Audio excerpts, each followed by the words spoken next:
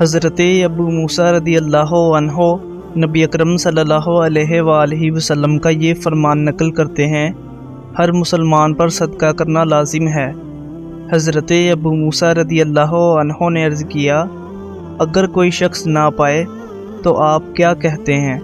آپ صلی اللہ علیہ وآلہ وسلم نے فرمایا، آدمی اپنے دونوں ہاتھوں سے کام کرے، اس سے خود کو نفع بھی پہنچائے اور صدقہ بھی کرے۔ انہوں نے عرض کی، اگر وہ یہ بھی نہ کر سکے؟ نبی اکرم صلی اللہ علیہ وآلہ وسلم نے فرمایا، وہ کسی ضرورت مند شخص کی مدد کرے۔ انہوں نے عرض کی، اگر وہ یہ بھی نہ کر سکے؟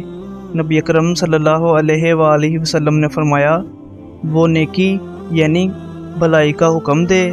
پھر انہوں نے کہا کہ اگر وہ یہ بھی نہ کر سکے؟ تو نبی اکرم صلی اللہ علیہ وآلہ وسلم نے فرمایا، وہ پھر اپنے شر سے لوگوں کو بچائے رکھے، یہ بھی صدقہ ہوگا۔